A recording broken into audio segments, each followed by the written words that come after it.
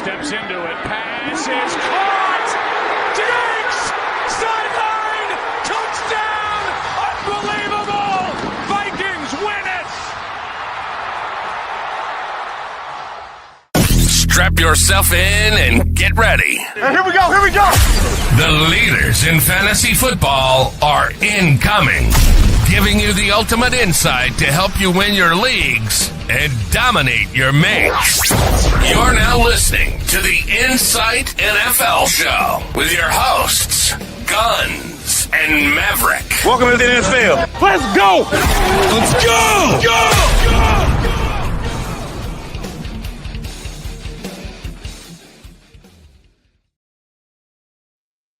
Alrighty, welcome to the Insight NFL Show for yet another week. We are previewing Week 14, and as always with me is NFL Maverick. How are you going? Not too bad, mate. We're heading into the last week of pretty much, majority you'd think of most regular seasons in fantasy. For mine, haven't gone too badly. In the 7 leagues that I'm in, I'm definitely in 5 playoffs, and one more league is a head-to-head this week to make it the 6th. So, and I think I should win that too. So, could be potentially 6 out of 7 leagues that I'm making the playoffs. Probably 3 of them, or 4 of them actually, I'm a big chance of winning. So, could be a nice little payday for Christmas. Yeah, not bad. I think myself, I'm in 12 leagues. Yes, that's right. And I'm looking like I'll make playoffs in 11 of them, and one of them is 50-50. And I'm in winning positions in 5 of them. I'm first in 5 of these leagues. So we're doing all right this year. A couple of 10 threes, 11 and 2s knocking about. All of them in dynasties as well. So very happy with that. Yeah, it's been a fairly good year. I mean, there's probably one of those leagues that I'm going to finish in the shit bowl, I like to call it, and that's the league that I could be potentially busking in if I do finish last. So that's probably the league that you don't want to finish last in, or at least want to be in the playoffs at least to be safe. So we'll see how we go. But yeah, all in all, mate, I think it's been a pretty successful year. Yeah, I would say that we got a lot right. We're tooting our own horn. We got a lot right in the preseason. There's a couple of things we got wrong, which we'll reflect on later. But, calls are like Zamir White, that was a massive bust of a pick from both of us. Yeah. I'd say this, we definitely slept on, I think Rashad White, we overvalued and we undervalued Bucky Irving.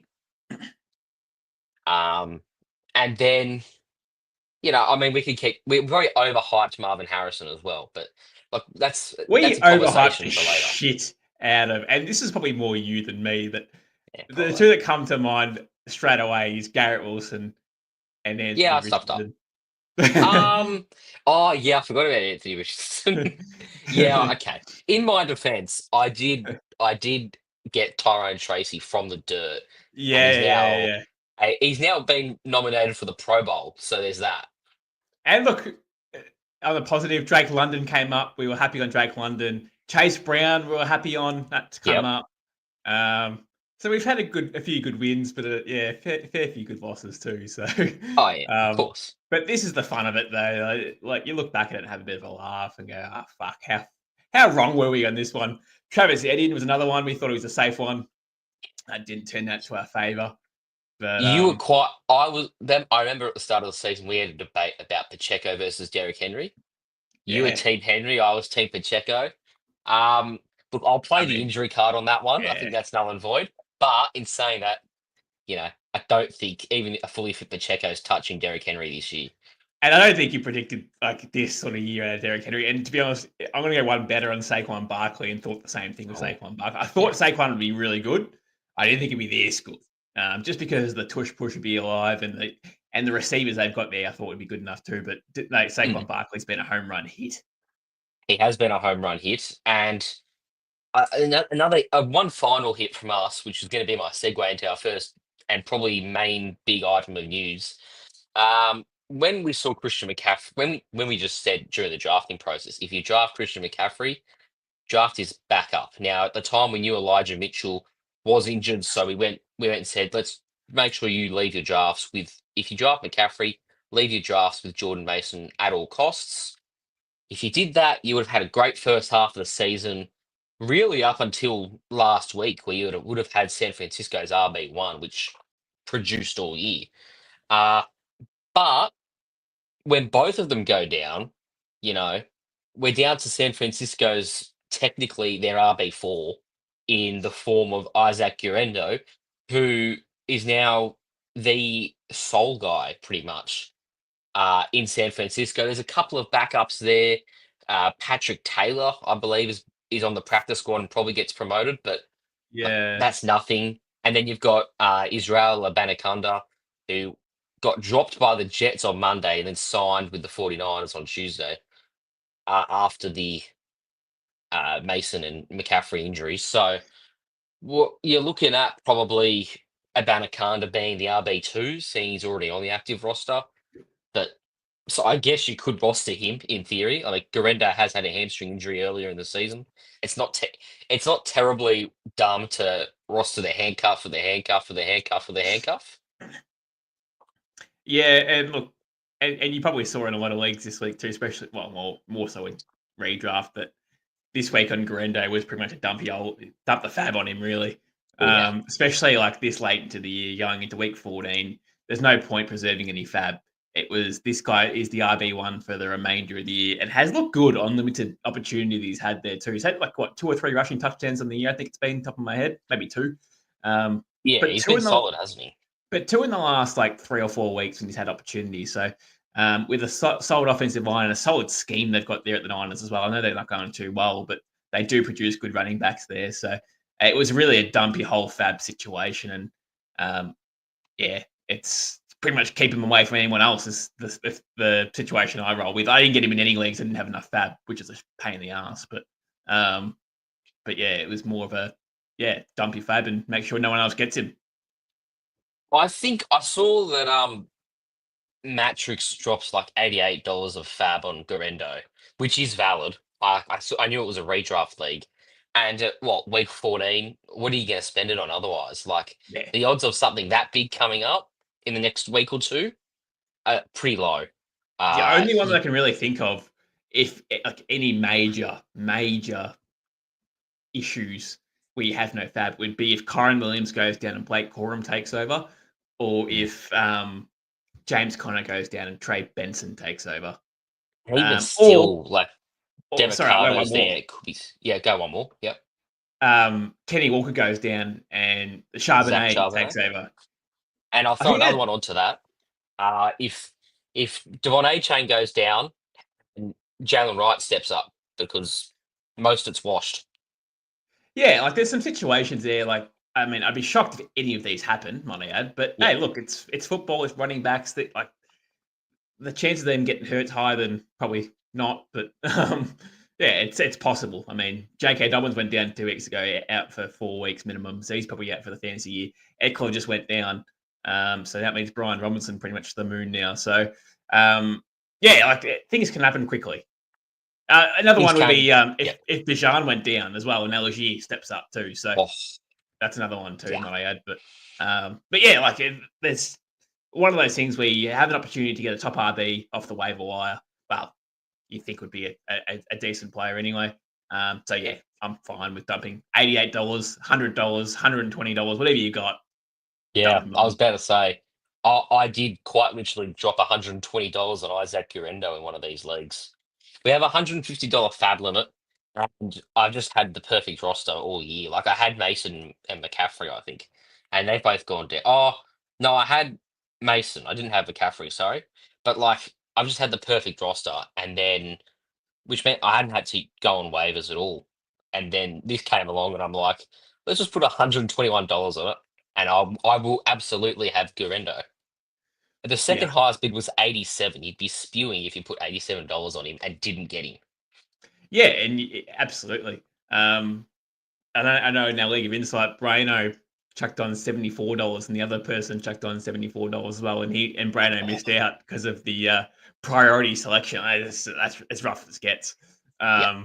So yeah, let's see what happens this week, mate. It's one of those things where if we're talking handcuffs as well, if you're a Pacheco owner, you hope that Kareem Hunt goes down this week too. Hang on. I just got to, yeah, well, that too. Like Kareem Hunt would come straight in and be absolute every down back again. Um, Interestingly, Benny, who often writes in, I said, "Good evening, gentlemen. Looking good as always. Thank you." Isaac Guerendo went for 0 in one of his leagues. I don't know how that happens. I want an invite to that league next year. Hopefully, Yeah. it's money on the line because I think I could clean that one up. Oh well, not if I join. But Um. in saying that, thanks to Benny in our league of insight, he did drop Anthony Richardson to the waiver wire, and mm, then literally the next day, Anthony Richardson is back in the starting lineup, and I had picked him up for 21 fab and started him, and he scored 23 points last week. So thank you, Benny. You're if I win the championship with Anthony Richardson as one of my QBs, I'll give you a shout out. it was $100 league. That's Can disgusting. we get it? Can we get an invite? I need Can one. we get it? We need an invite then. Just message us after. I'm sure I tried. I think I tried to trade um for what's his name? From Richardson from in the League of Insight from Ben early on, but he rejected. End up on the Would waivers, I, mate. $21. It cost me $21. yeah, but like I've got funner quarterbacks than you. Yeah, Jameis Winston, full stop. Oh, and Jane Daniels. That's fun. that is fun. That is fun. We should probably actually look at some football, shouldn't we? Yeah. All right. Well, Packers Lions. Um. Okay, here we go. Packers Lions. So, first thing off the top here, we've heard nothing on the Jameer Gibbs front regarding, him leaking the playbook calls. So that seems to be fine. They would have dealt with that by now if they were going to do anything about it. So in that case, like, I don't know if there's actually that much to mention on the Detroit Lions side. Business as usual, it seems. Yeah, I mean, the Packers defense has been pretty good, or especially their secondary. So, Amon-Ra St. Brown has been limited in practice, so he'll probably play, you'd imagine. So he's all good. But yeah, all in all, mate, it's going to be a tough matchup for the Lions. Probably wouldn't roll with Jamo this week. Laporta's questionable. And well, not questionable in terms of playing, but questionable as a play as such. I mean, last week he had 6 yards for 2 touchdowns, so he's hard to trust. To be honest with you, he's not that Sam Laporta we had last year, just bulk volume and topping it off with scores along the way. So, yeah, it's tough to get around that. But if we're talking running backs in this game, I'm fine with Jameer Gibbs and David Montgomery. They're safe. They've been safe for the whole year, and they will continue to be. But yeah, as an owner of one of those 2 running backs, you just hope that one of them goes down so the other one can go bonkers. But they still are more than startable, and well, both of them really. It's pretty crazy. Not often you see this. No, it's been a while. I remember during their peak at around 2020 or 2021, Kareem Hunt and Nick Chubb were doing a similar thing. Um, where Kareem Hunt was probably more of the Gibbs type, and Chubb obviously in the Montgomery role. But that's probably the last duo that's had this much success as what Sonic and Knuckles are. Now let's look at the Green Bay side. There's a bit going on there. We've got Romeo Dobbs ruled out with a concussion again. We've also had their number one corner, Jair Alexander, get ruled out with a knee injury. So that might loosen up the coverage for Jameson. Although we just said that he's a questionable sit. Like, he's less likely to see. He's just a long ball threat. He's a long ball threat, but I'm saying the long ball could come off a bit. Is more He likely could. to come off in this game without Alexander there. On the flips, I mean, in their wide receiver room, obvious beneficiaries: Jaden Reed, Dontavian Wicks. Nothing much changes for Christian Watson. He has the same role, but Reed will get more volume. Wicks will get more volume. Watson probably gets a long ball in there. Same script as always without Dobbs there. Mate, I've got this weird feeling. I've sort of been manifesting it for the last 24 hours, but I think Christian Watson's going to have a long ball score. It's going to be like a Okay. 40, 50, 60-yard bomb. I've got a feeling it's going to happen. He's paying $2.95 for an anytime touchdown. I feel like I need to get around that. I don't bet very often, but I feel like that's the one to get around. But I don't know, man. If that's going to happen, then Christian Watson's a start for me. So, because that's 10 Yeah. points right there. And I'll read you out some stats here on Jaden Reed. The Lions have yielded the second most yards and fourth most fantasy points per game to wide receivers. And they've also allowed the most yards to slot receivers, which is where Jaden Reed plays, by giving up more than 192 more yards than any other team in the NFL. And Reed has ran 56% of his routes from the slot. He also got 113 receiving yards against the Lions in week 9, with 81 of them coming from the slot position. So this says to me, Jaden Reed's a smash start. Yeah, he will be. And as you said, the secondary's average. Their pass rushes are really good. So if they put pressure on Jared Goff, that might be the only downside to it. But Goff will get the ball out quickly, and Jaden Reed's playing the slot, so it won't take him much time to get open anyway. So yeah, I agree, man. I think that's going to be a really good start. And I don't know what to do about. I think Tucker Craft just had a good game, so you can probably safely sit him in this one. In that case, Yeah, it's he usually the loves that. pattern he Yeah. follows on. Let's have a look at the Jets and the Dolphins. So start out with the Jets. We've got Brees Hall, who didn't practice on Wednesday there, so overnight. Well, last night, I suppose, for us. I wouldn't mind putting Braylon Allen on some redraft rosters. I doubt he'll be available in Dynasty, but I think he's a worthwhile add in redraft where possible. Yeah, they're still saying that he's confident that Brees Hall will play.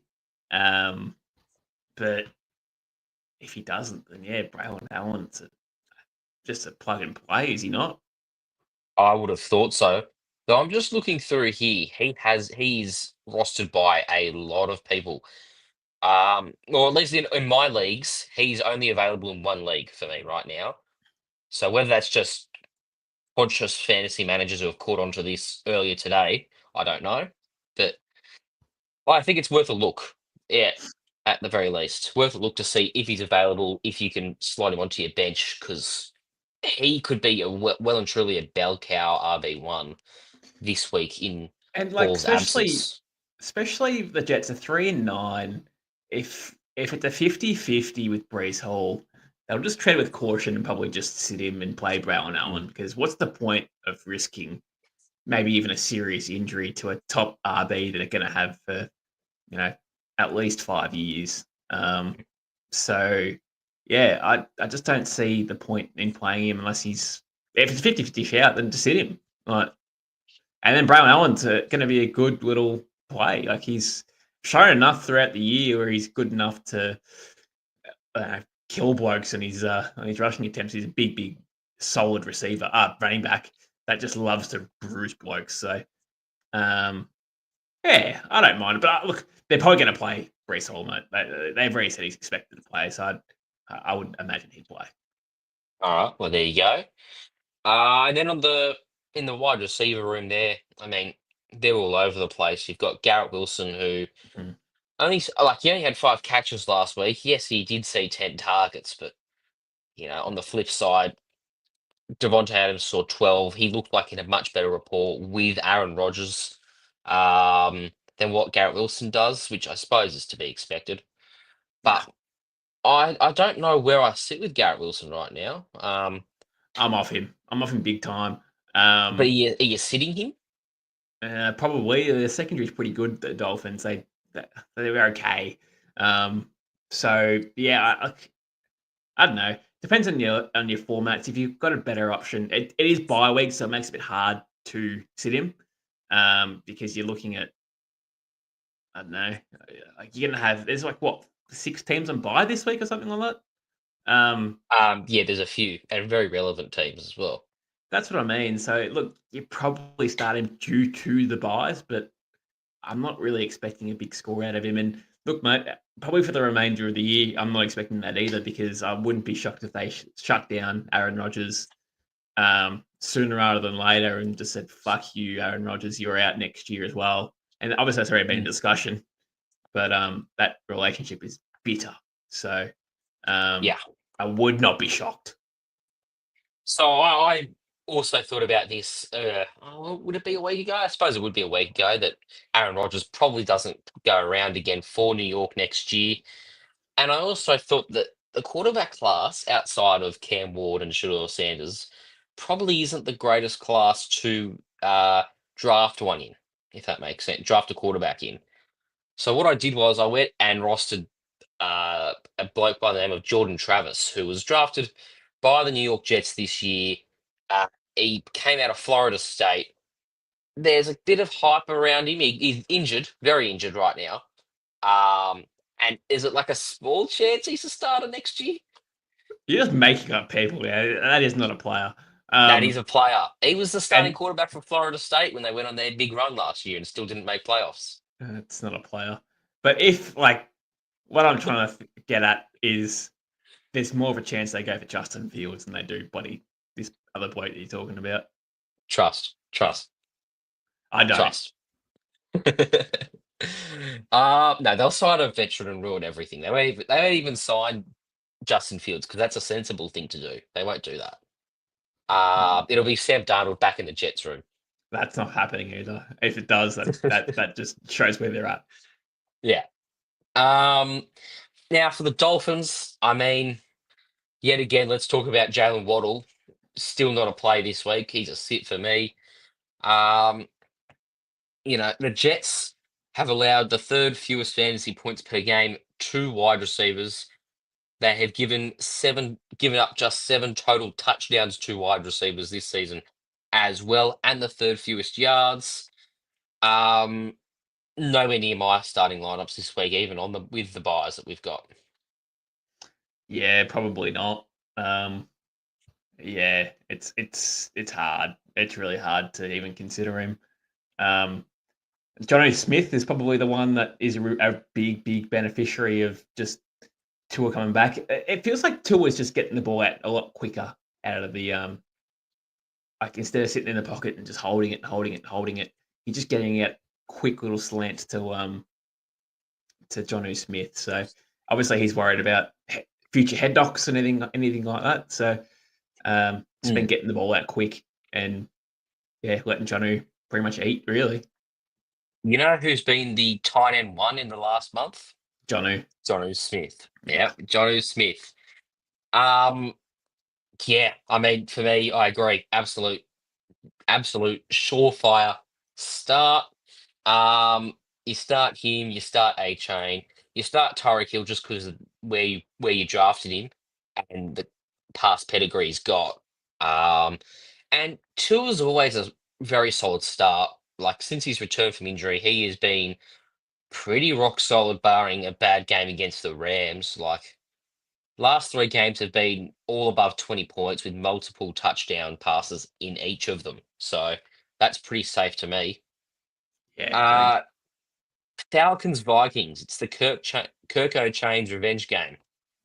Now on Monday I said Kirk Cousins, is he washed? Thoughts?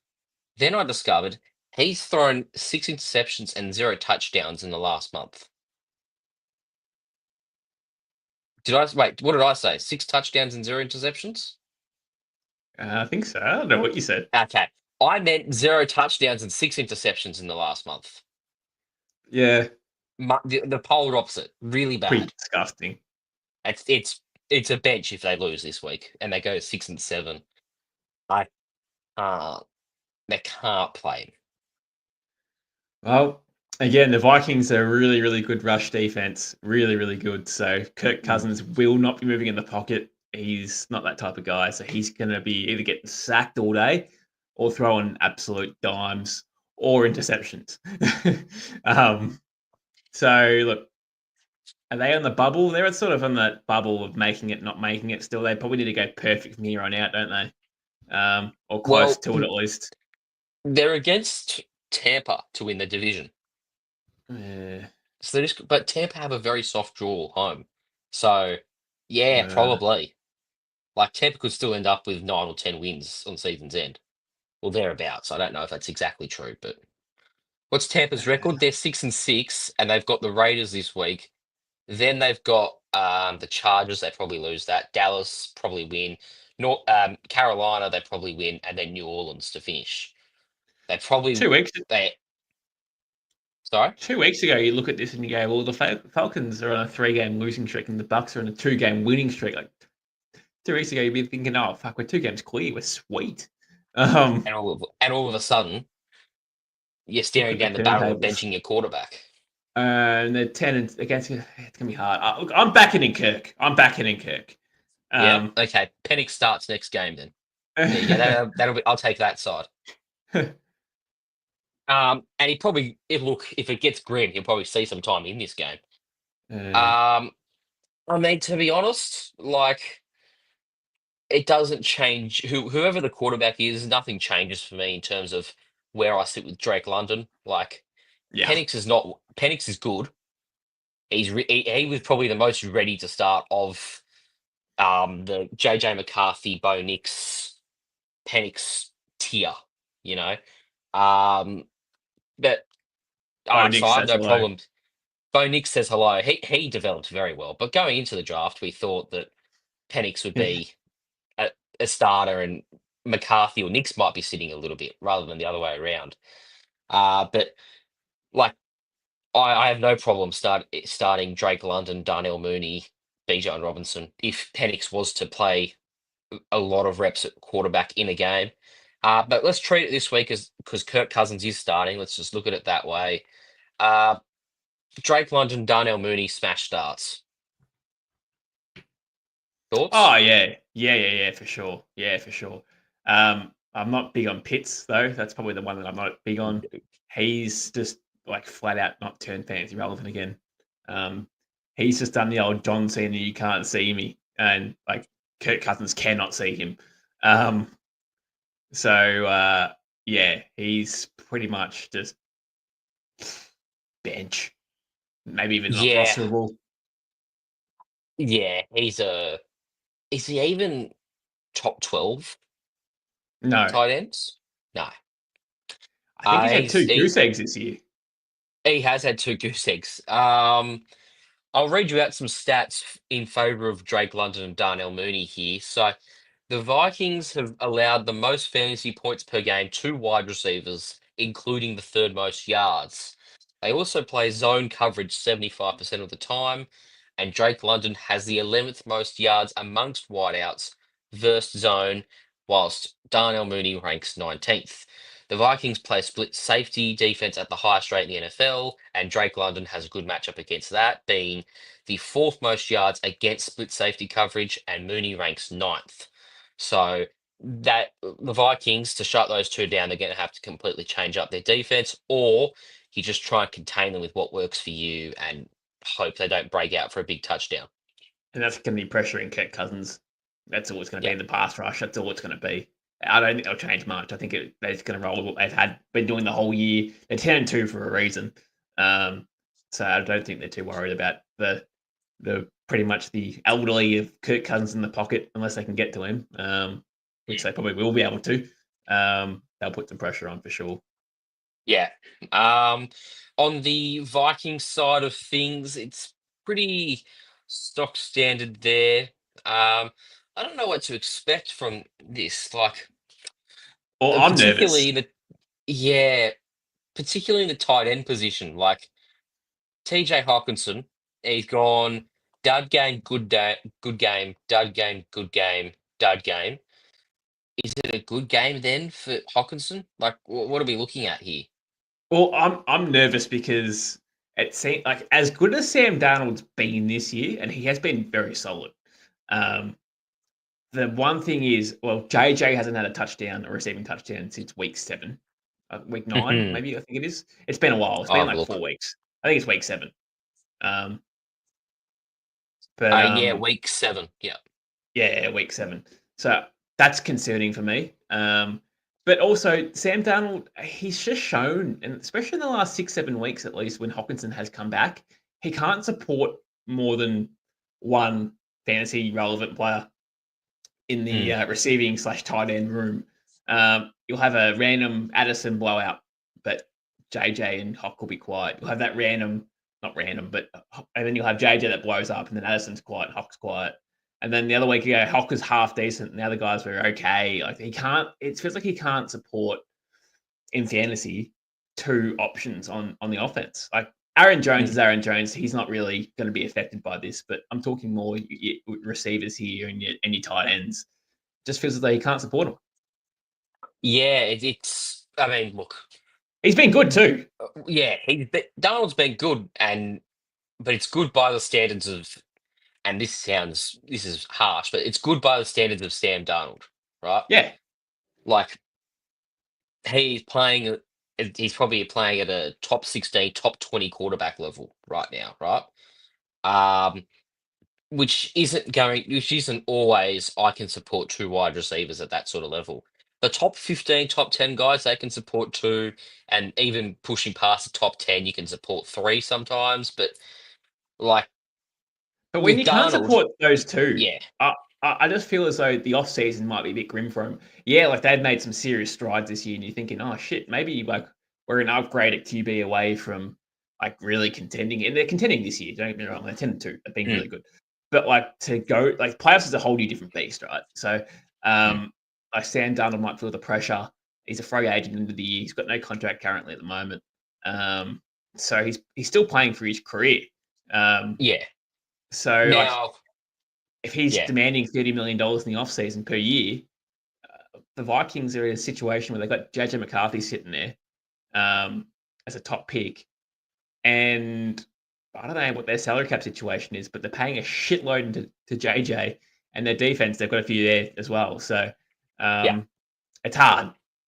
it's hard, and there's plenty of other bridge quarterbacks that you could sign if you feel like Darnold's too expensive for you or McCarthy's not quite ready yet.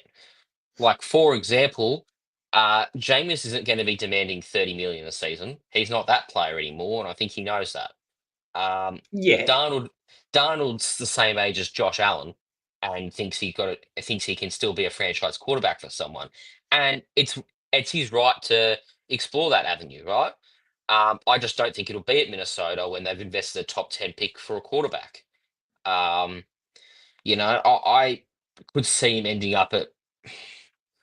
I could see him being the starter for someone like New York if they Oh, draft a yeah. quarterback and he just starts as the bridge guy there. But I don't know what they'll do, what Donald does here, but he's just got to keep playing his butt off if he wants a big Yeah. contract next year. Right. And like, look, this matchup here for him against the Falcons, it's a positive matchup for him. I think the secondary at the Falcons aren't that great. Teams can score on them, have been all year pretty much. So like this is another game where Sam Darnold can add to his repertoire of ability, really, I suppose. He's been solid, he's been fine, but yeah, it's just for a fantasy perspective. I'm just worried that he can't get like 15 plus out of both JJ and Addison, and Hawkinson will have a floor of 10, for example, fantasy Yeah. points. So, but hey, I mean, someone's going to eat in this game. It'll probably be JJ. He's probably due for a big game. He's too good not to, and hasn't had a touchdown since week 7. So maybe it's the JJ game where he goes off for 35 plus. Big burger. That'd be good to watch. I love watching Justin Jefferson in full stride. You know, the big, the stretch down the field, just jumps up above everyone else, catches it, comes down with it. All the defenders fall to the ground around him, and he just runs off into the end zone. It does the gritty. It's good to watch. Um, let's have a look at this absolute cesspit of a contest here. The New Orleans Saints and the New York Giants. 4-8 plays 2-10. Um, both teams probably draft a quarterback next year. Both teams probably tanking for a quarterback next year. Uh, tell me, Not Danny DeVito. That's the short actor. Tommy DeVito. No, Tommy DeVito in this one. He's out with that arm injury again. So Drew Lock starts at quarterback once more. Um, Obviously we know this affects Malik Neighbours. It almost makes him a borderline. You're gonna borderline start sit. You're probably playing this week because you've got buys galore. And he'll still have a PPR, a pretty high PPR floor of double digits. Um, and we'll, but the one I want to talk about here quickly and regurgitate some stats is Mr. Tyrone Tracy. So, um, here we go. The Saints have allowed the seventh most fantasy points per game to running backs. That includes allowing explosive runs at the seventh highest rate and yielding a league high average of 5.2 yards per carry to running backs. There's a big touchdown on here for Tracy if he can hit the gap nicely. I don't think you're going to see a big play touchdown from guys like Devin Singletary and Eric Gray because they just don't have the explosiveness or the speed for that. But you might see it from my boy Tyrone. Yeah, yeah. I think it's a pretty good matchup. Like for Tyrone Tracy in itself, it's fine.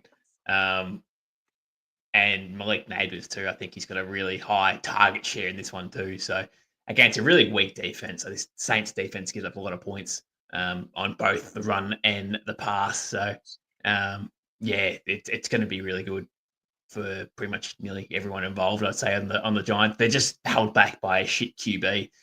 If Drew Lock is at least at, I don't know, if he can pass for 250, 200 to 250, this will be a really good day for Malik Neighbours. And if he does, yeah, it opens up the lanes for Tyrone Tracy. So, yeah. But then again, they're sitting at 2-10. They don't want to win. So, no. This will really affect them if they do win, and they could. They could. In saying that, though, Alvin Kamara does exist on that other team. Yeah, but he there's almost no Taysom has there to. too. There's no. Well, that's also better for Kamara. Probably it's just a one-man wrecking crew, really. He's probably their wide receiver one and their RB one at this point. Yeah. You know, Marquez Valdes Scantling, although he's a good deep ball threat, he's not much more than that at this point. Cedric Wilson's not.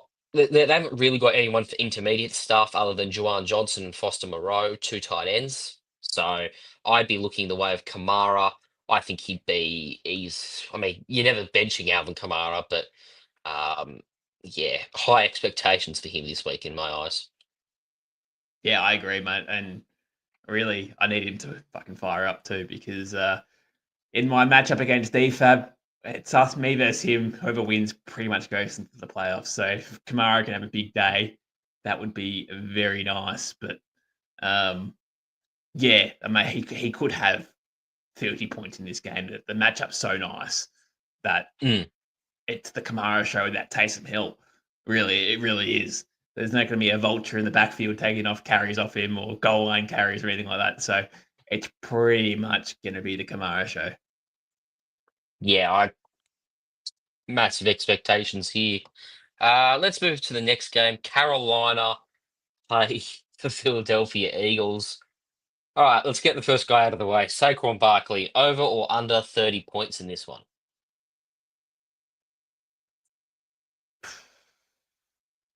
Under. Under? Yeah. Well, obviously, I've already implied that I'm thinking over by asking that question. Look, when Bucky Irving, with respect to Bucky Irving, nearly scores 30 fantasy points last week, and I think I'll take some liberty and go back and look at the week before.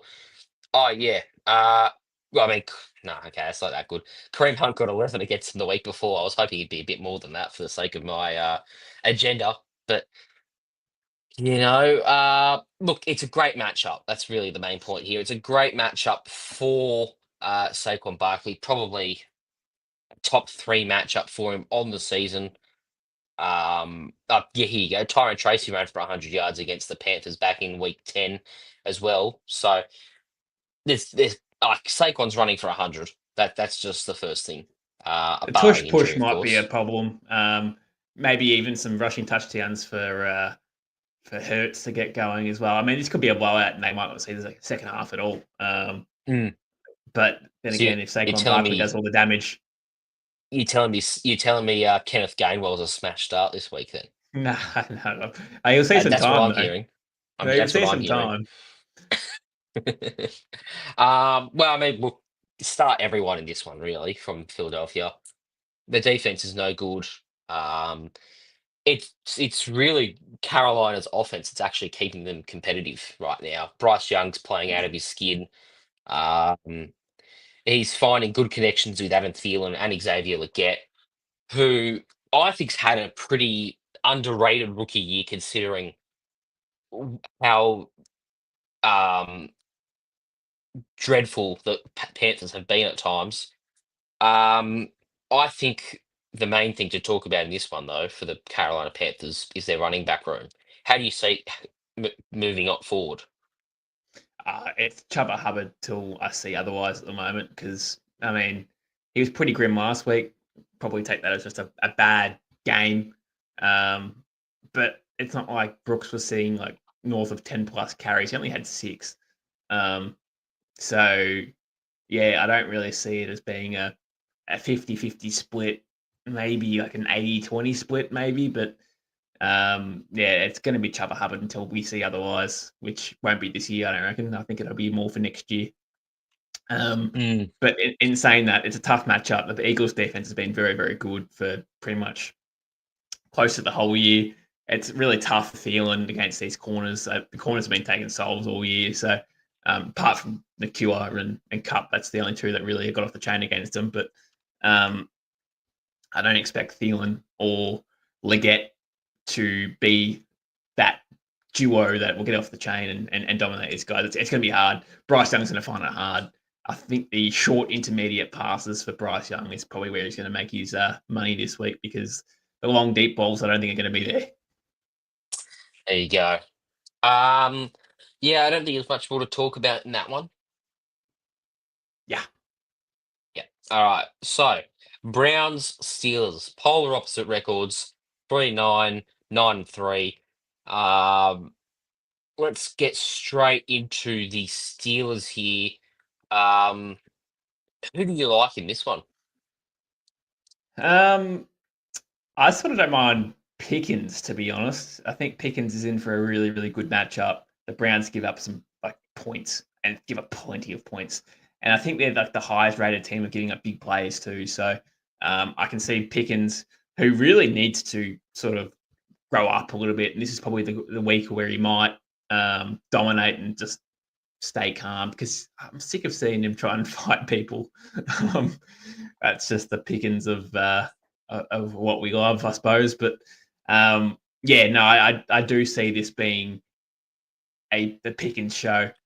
But then again, there's a safe floor for Najee Harris as well. So good run defense against the Browns, but I'm not too concerned about that either. I think between Najee and Pickens, it's going to be nice. Yeah. And then the first thing I want to point out on the other side of things is that Nick Chubb was outsnapped by Jerome Ford 55 to 29. But they split carries, but 55 to 29 is not good for Chubb. We talked about it a lot in the return of Nick Chubb, and there was plenty of comments where it was like he won't be the same player again. And I held hope that maybe he would be close to it, not even 100%. But I think that knee injury has probably taken the gas out of Nick Chubb. I think it is time to invest in Jerome Ford or draft a running back next year, which it seems to become all of a sudden a reasonably deep running back class. But for the rest of the season, I like Jerome Ford as a sneaky redraft pickup if he is available.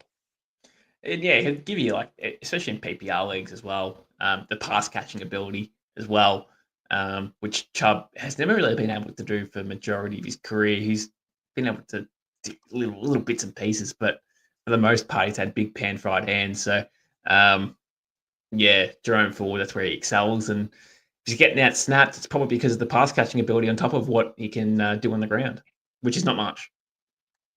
I mean, like, yeah, Jerome Ford's not a great running back by any means, but he's just as efficient as Nick Chubb right now, and he's a better pass catcher. So you may as well just, I don't know, not risk a massive injury settlement on Nick Chubb.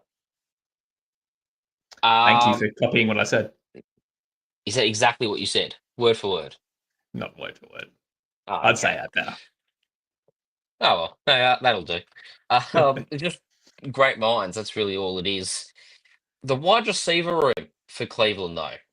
I mean, you've got James Winston throwing the thing. Odds are he'll throw for close to 300 again, as per. Um, the question is, like, I mean, Judy's the wide receiver 5 since James Winston took over, so he's a start automatically somehow. Who would have thought, hey? But he's a walk-up starter for me. It's whether you want to take a gamble on Cedric Tillman or not. Yeah, it's Steelers on the road. Tough matchup. Like you still having Njoku, Elijah Moore's been getting a bit of work as well. Tillman's sort of in between Elijah Moore and Njoku, I suppose. But in this tough matchup, I don't know. It's probably one of those sit decisions for me. He's been a bit cold. Did he play last week? No, he was concussed last week.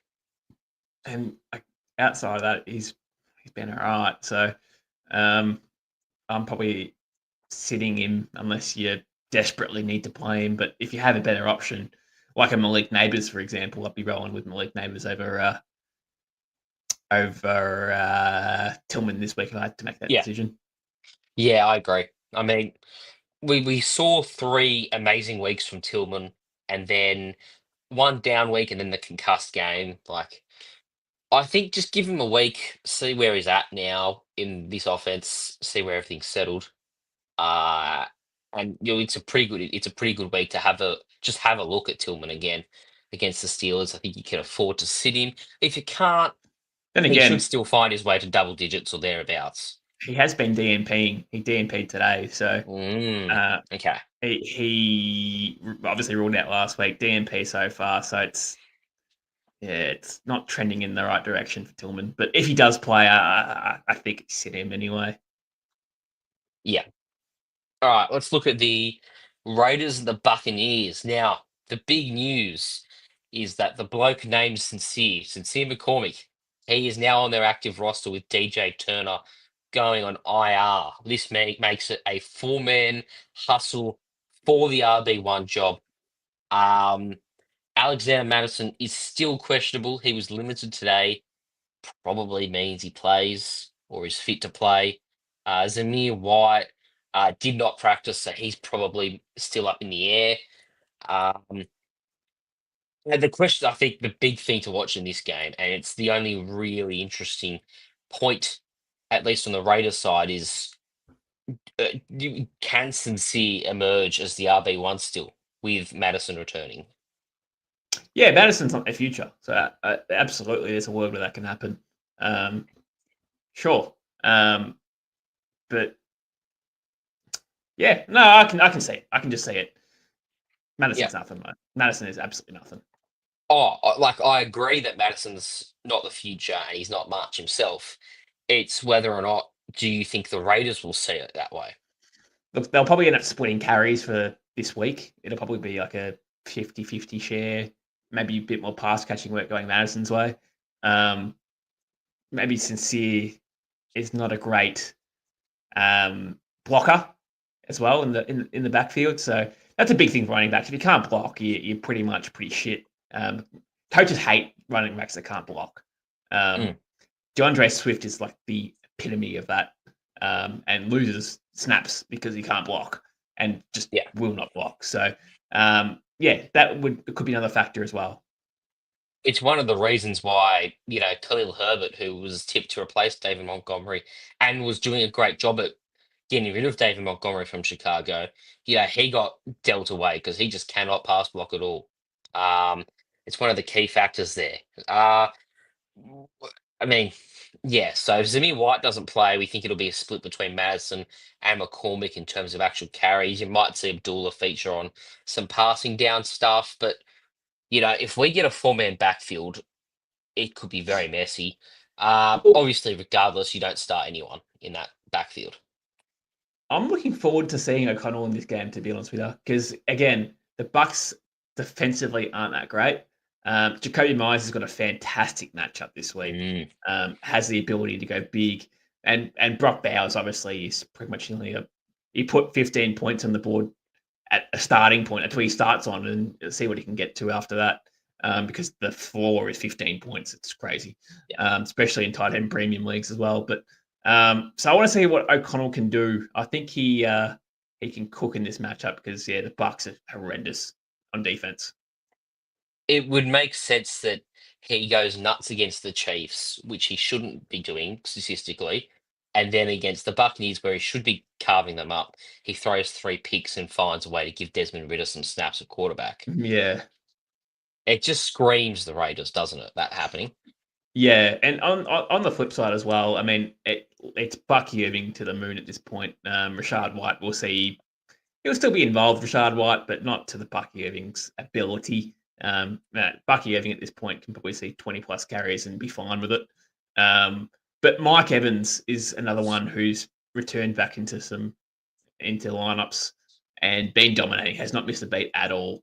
But it has affected Kate Otten too. So I can't really roll with Kate Otten moving forward until you start seeing some production with Mike Evans out there, but it doesn't seem like that's going to be the case. No, I think it's Mike, Bucky, and Baker. They're the only three you can realistically start there at the Buccaneers.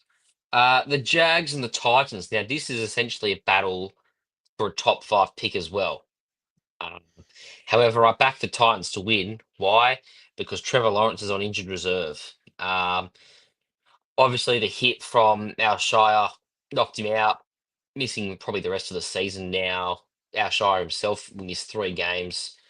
Uh, Apparently, he wants to be like the Joker. I saw on his Instagram today. Novak Djokovic. No, well, yeah, basically, but no, I mean the guy with the clown paint on his face. Yeah, I know. Um, yeah, so there's that. I just found that interesting. You want to be the villain, interesting, interesting. Hey, Yeah, if that gives you an extra pet for the game, then so be it, I suppose. I dare say that our Shire might be one of the few players that doesn't need more pep for the game, judging by how hard he went into Trevor Lawrence's neck or face. Yeah, yeah, that's pretty bad. Yeah. Now, of course, that means that Mac Jones gets a start at quarterback. Um, Look, I don't really know. I don't want to watch this game. I won't watch this game. There's nothing in this game for me other than Tony Pollard and maybe, just maybe, the one league where I have Parker Washington sitting as a desperate flex spot.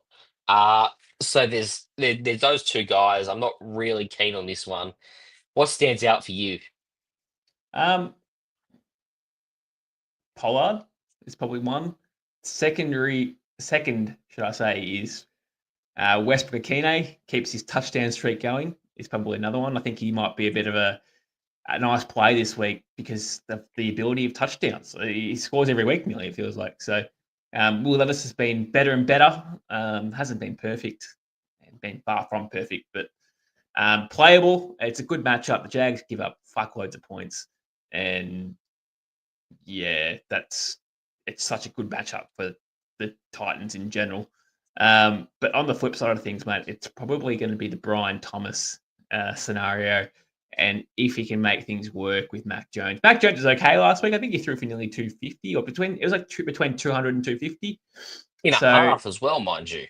yeah, so if he can do that this week against Tennessee's defense is actually half decent, might I add.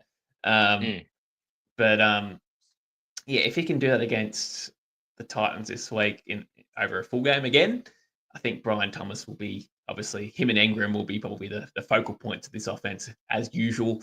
It just depends on what we see out of the running game between Etienne and Bixby, but that's probably trending more in Etienne's favour.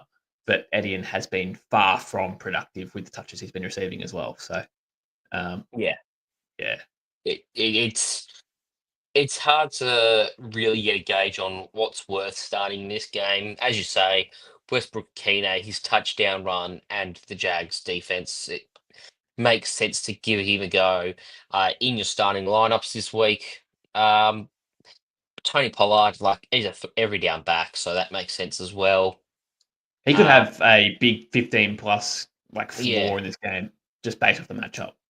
yeah, and just like if this is a grinding game, he'll have 20 plus carries and he'll push 100 yards in that. I would have thought. Um, Outside of that, I don't know if there's much else to talk about there. Yeah, I agree. So we now look at the Seahawks and the Cardinals. This is a big game in the context of the division. If the Seahawks win this one, they'll go to 8-5, and they'd be looking pretty good in terms of taking the division because the Cardinals, they're probably the only remaining key player in this division. When you take into account that, I believe the 49ers are 5-7 now. Does that ring a bell? Or are they 5-6? Niners, 5-7. 5-7. The Rams are roughly the same as well, aren't they? Yeah. Yeah. So, like, that's potentially a 2-game lead in the division with 3 games to go. If the Seahawks win this one, I imagine that's that division sorted. To be honest, Yeah, but probably. yeah, they have to win this one, and there's a lot to play for here, and it's in division. So Arizona, I mean, look, Kyler Murray 2 down games. I doubt there'll be a third in a row. Personally, I get one of the down games was against Seattle, but it's just a quarterback like that doesn't stay down forever. No, he doesn't. He doesn't. And height still is a problem for him. He's never going to be the tallest bloke you'll see. But yeah, no, I do believe that's going to be the case this week. I think he's going to pop off big time.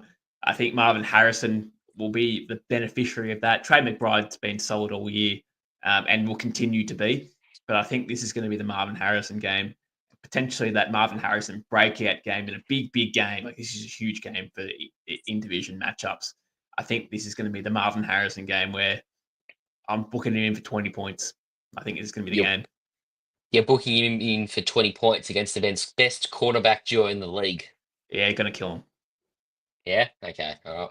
Well, that's fine actually, because they've still got to defend Jackson Smith and Jigba and DK Metcalf with Makes it those hard.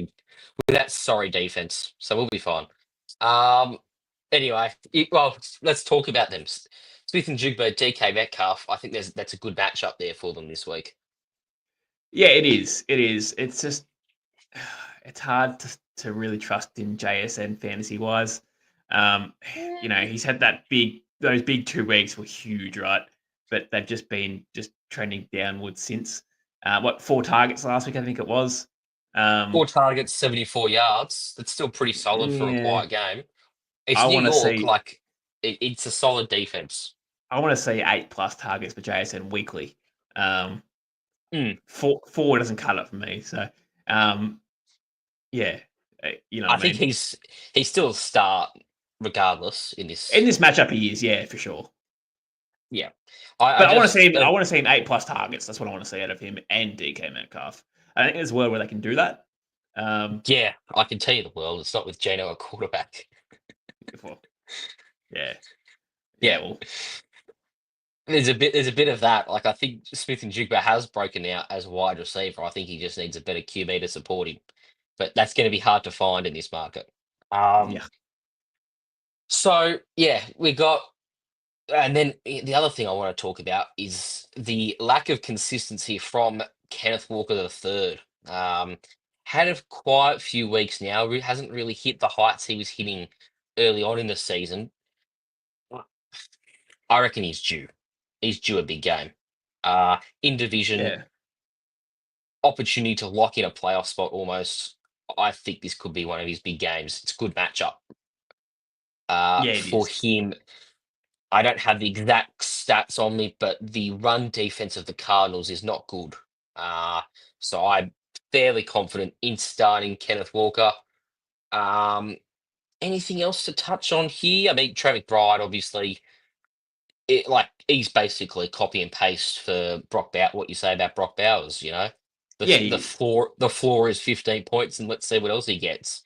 yeah, And the beautiful thing about McBride is that there's 0 receiving touchdowns this year, yeah, and he's a top 3 tight end. So I feel like you're going to see a touchdown from him in this game.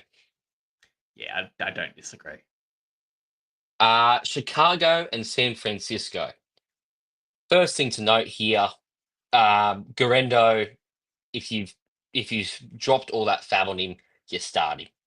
Okay, you're not spending $90 or $80 or $70 on him just for him to sit on your bench. You're playing in your flex spot or RB2 spot this week.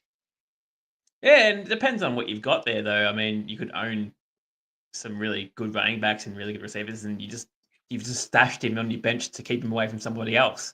It depends on your situation, but if we're talking this matchup, I don't mind the start for this week anyway. Purdy gets another week off his shoulder injury, and they're playing in some decent conditions this week too at home. So, Juwan Jennings has got a good matchup. Well, not really a good matchup, but Juwan Jennings is going to be okay. And George Kittle too should be fine too. So I'm expecting the Niners to win this game and just to keep the door ajar but it's closing pretty rapidly. It's probably just a little bit open. Yeah, Like a 5% chance open. I don't know if they want it open. Like, I'm just thinking about it. If they keep tanking, they have an opportunity to go for a stud wide receiver next year and get rid of Debo once and for all. They will probably do that anyway. I'd say. I'd say Debo's probably on his last legs at the Niners. I don't see him coming back. Well, traded, should I say? Is more what I'm trying to say. But like Brock Purdy's still playing for a contract, man. Like, and it's a big coin too. So he's going to want to be able to put on a show. That's who the Seahawks could go for. Yeah, but that's it'd be an upgrade. Year. Oh, is he? I think he's entering 5th year next year. Would he be 5th year? But he wasn't like final pick. Yeah. Oh, I don't know what the. Anyway, Anyway, so look, I don't think he's leaving regardless. They're going to keep him. He's sticking around. It's just the dollars is going to be the question mark on how much he actually earns. And he'll be pushing for the highest paid, I'd imagine.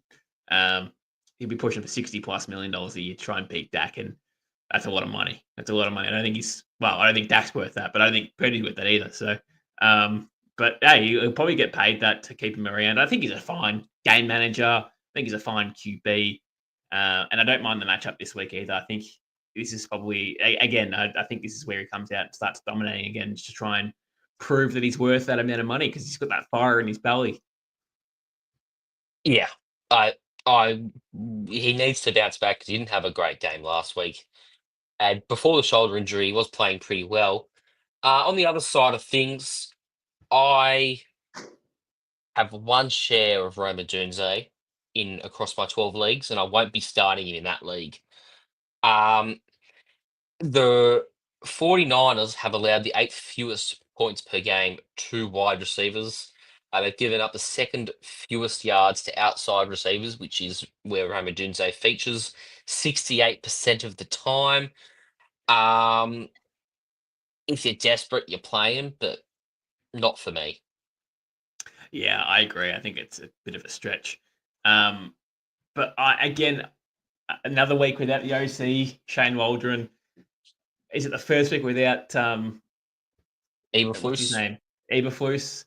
So again, I keep mentioning this guy DJ Moore, who's been like a green ticks all around for me since all these moves have been made, or the move of Shane Waldron, should I say, has been made. So yes, relatively tough matchup, but DJ Moore is good enough to beat this matchup as well. So I'm intrigued to see how he gets used this week.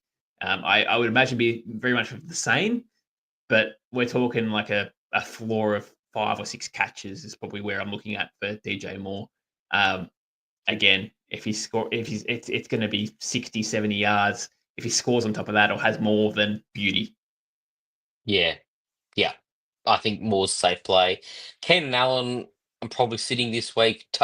Typically, throughout the season, when he's had a tough matchup, uh, on paper going into the week, he hasn't. That's followed through, and he hasn't actually done well. And when he's had a good matchup on paper, he's followed through and scored well. So pretty cut and dry. It's a tougher matchup for him this week. I'm not playing him. Uh, we should have a look at the Bills and the Rams now. A few key players in this one to talk about. Dalton Kincaid's the first one. He's missed the last couple of games and limited in practice on Wednesday. So that's a positive sign. Start the week. Yeah, I mean, look, I know Kincaid hasn't been a massive factor in there, or hasn't. Wait, yeah, no, I'm going to stick with it. He hasn't been a massive factor in their passing Yeah. game this year, but it just takes defenders away from Shakir and Amari Cooper. It might open up Amari Cooper a little bit more, having Dalton Kincaid on the field and Keon Coleman, who is also limited in practice, which is an encouraging sign for him. I think you bring all these troops back, gives Amari Cooper a bit more space and a bit less double team. Means doesn't have to do as much coaching for Khalil Shakir and the others around him. So maybe See the Amari OC? Cooper can. The OC Amari Cooper is going to suit up for once, We'll see. We'll rather see. than throwing touchdowns to the quarterback. Maybe he needs an off season to get going or something like that. Maybe he's washed. He's 30 years old, so Yeah. we'll see. But James Cook, mate, for this one, I feel as though he's a huge smash start. Has the ability to be a top 5 running back this week alone. Great matchup against the Rams. So I think James Cook's in for a big, big, big week. And mate, to be honest with you, I'm thinking the same thing for Kyron Williams too. The Bills' run defense hasn't been that good at all. So Kyron Williams has a nice matchup here to dominate as well. So yeah, looking forward to seeing what these running backs can do in this game because it could be running back city.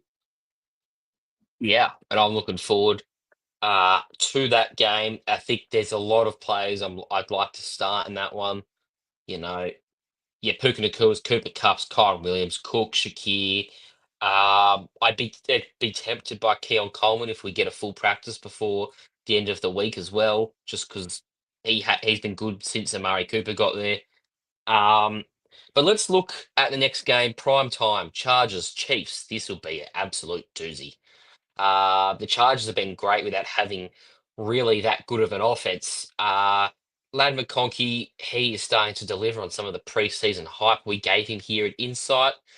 I believe he is the second, has the second most rookie receiving yards behind, of course, Brock Bowers. I expect that trend to continue. It's basically a one-man offense right now. Him and Justin Herbert will be producing the majority of the scoring plays, I would have thought.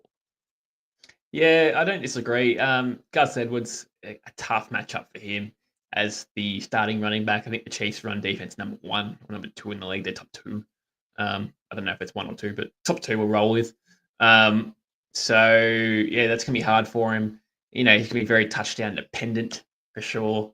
But the Gus Bus has been efficient with his touches he's had since he's come back from injury. So if they decide to give him more than 6 carries a game, maybe it might be a decent start for him. If Sincere McCormick can do it, then Gus Bus can do it too. So if the Gus Bus sees 15 carries this week, I reckon he'll score a touchdown. I think he'll be a nice start, albeit a tough matchup. So beat him, give him the ball, beat him. Yeah. Another bloke who I want to see fed this week is Isaiah Pacheco. Obviously, he returned from injury last week, but if we see Pacheco in full stride this week, it could be glorious to watch.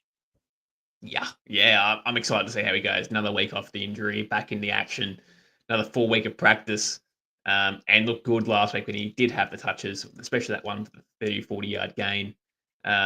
So yeah, again, tough matchup against the Chargers run defense, but yeah, I can see him just blowing up in this game and returning back to the Isaiah Pacheco that we know. But then again, Kareem Hunt's still in the room too, so Yeah, Mm. look, if we can see 12 to 15 carries out of Pacheco, that's a positive sign for his potential playoff run if you've got him in playoffs or any sort of Sacco leagues or anything like that. So Yeah. Another bloke who I think will go bonkers this week is DeAndre Hopkins. He had 4 catches for 90 yards last week. I reckon he will go 100 plus in prime time and wind back the clock. Him, Patrick Mahomes, it's a beautiful connection. Imagine saying that 5 years ago. Patrick yeah, Mahomes throwing to DeAndre Hopkins. That would have done things to a man. Now, the final game of the round, or the week even, is the Bengals and the Cowboys on Tuesday night. We have, I mean, look, we've got Chase Brown, who's a RB1 for the rest of the year, I would have thought, with the way that he's going about his business. 12 carries, 70 yards, a touchdown, 3 catches for 30 yards. It's great for PPR leagues. It's really good. yeah, Um, yeah. What do you see in this one though? mate, this is going to be huge for every Bengal that you own because the Cowboys' defense is terrible, not terrible, but average this year. Especially their run defense has been horrendous. If I'm going to add anything into it, but mate, T Higgins has been awesome for the games that he's played. I think he ranks number 3 and number 4 for points per game on average for the year, but he's only played 6 games or 7 games or something like that, so it's very Mm, limited. And then yeah, I can't see a world where the Cowboys can stop both T Higgins and Jamar Chase in the secondary. It's not possible. Not many teams can. And the problem is the Cowboys won't be able to keep up with the Bengals the other way. So, the Bengals are probably going to score 30 plus in this game, maybe even more. And yeah, the Cowboys, albeit against a pretty shit defense in the Bengals, won't be able to score 30 plus themselves. However, I do like the matchup for CD Lamb this week too. So I think CD Lamb's got a nice safe floor with a very high ceiling too. So he could have a 2 touchdown game with 100 plus receiving yards on top of that. And if you're down a couple of quarterbacks this week, or you're in a super flex league, Cooper Rush not a terrible start either. I wouldn't have thought. I think safe to say he'll pass for close to 300 against this defense. I would have thought. You'd think so. It's just I don't think they're going to keep up with them No. on the scoreboard as such. But if we're talking fantasy, which we are, yeah, I agree, man. I think Cooper Rush is a nice little plug and play just for the week against this shitty Bengals defense, who everyone scores on. Yeah. Well, that'll probably do us here. I mean, we've gone through all the games. Um, I can't remember many of the key takeaways from this one, but we've looked at it all, and I suspect that in this week, being the final week before fantasy playoffs, something's going to happen. Something big will happen, and it'll define many people's seasons. I reckon it could be a Justin Jefferson masterclass that defines it personally. He's due. He's due. He's very much And due. if he's due, it's scary how big the game could be. Week 7, he hasn't had a receiving touchdown. He has to have one this week. He might make up for the last 4 or 5 weeks of or whatever it is, 6 weeks of no touchdown and just score them all this week. He Yeah. has to. Anyway, we will head off now. We'll be back on Monday. We'll have a look at the round that was, I suppose, and yeah, we'll have a chat to see how many fantasy playoffs we're looking like entering. Thanks for watching, and we'll catch you next week.